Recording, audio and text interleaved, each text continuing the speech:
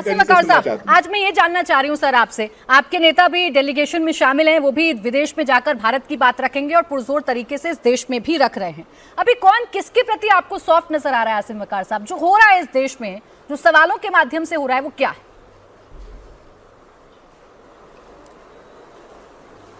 ना देखिए, हमारे नेता भारत की बात रखेंगे क्योंकि हम लोग भारत में पैदा हुए हैं, भारत हमारा देश है, हम इस देश के बच्चे हैं, तो भारत की ही बात करेंगे।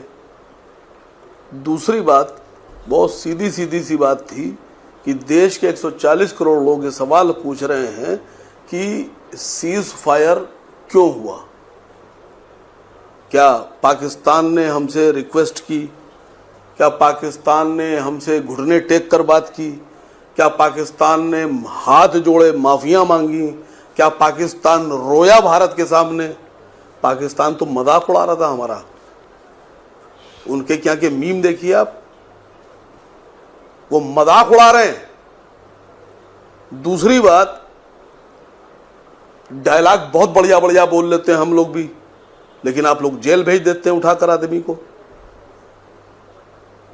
आदमी सही बात बोलेगा तो जेल चला जाएगा।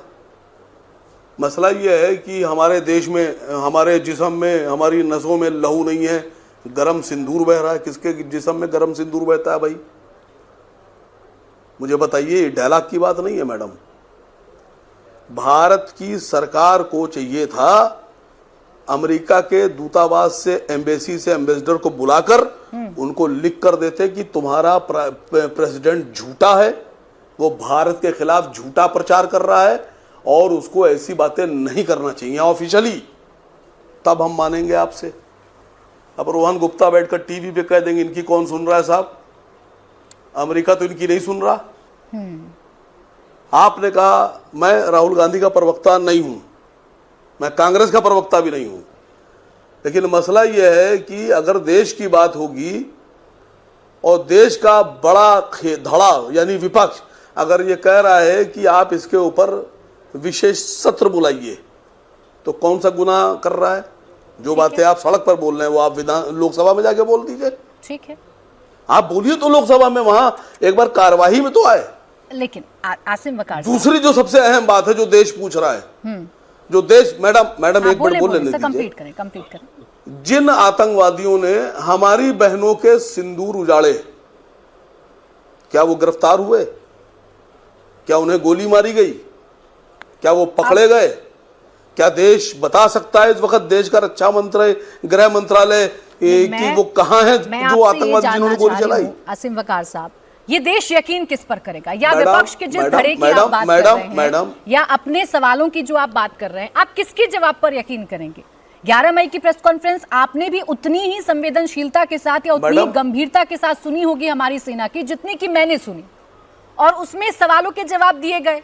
भारत के DGMO lieutenant general Rajiv Ghai ने क्या कहा आपने सुना होगा ना सर, दोहराऊं या फिर से? उनकी बात पर यकीन करिएगा या नहीं करिएगा? मैडम हमने तो वो भी सुना कि विदेश मंत्रालय के प्रवक्ता भारत सरकार का पक्ष रखकर ये बता रहे थे कि अब सीज फायर हो गया है और उनको गालियां दी जा रही थी। उनकी बेटियों के बारे में तौबा नौज बिल्ला अपशब्द बोले जा रहे थे, और जिन लोगों ने उनकी बेटियों के बारे में अपशब्द बोले वो गिरफ्तार भी नहीं हुए, उन पर कार्रवाई भी नहीं हुई। हमने तो ये सुना कि हमारे देश की एक फौजी बेटी को, जो इस मिशन में शामिल थी, मैंने भी सुना, उसके बारे में यह कह दिया गया कि तौबा नौज बिल्ला वो उनकी बहन है।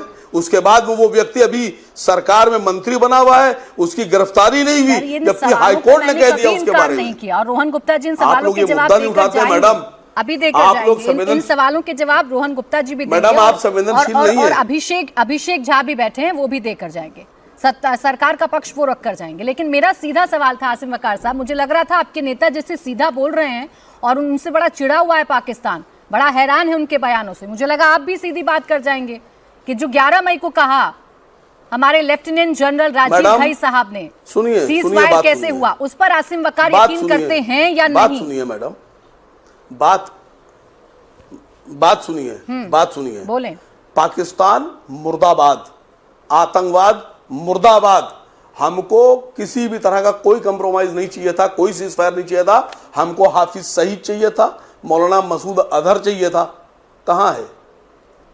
किस एग्रीमेंट में आपने मांगा उनको? ठीक है, भारत के प्रधानमंत्री को चाहिए था, विदेश मंत्री को चाहिए था कि हम तुम्हारे उन आतंकवादियों के सरदारों को चाहते हैं।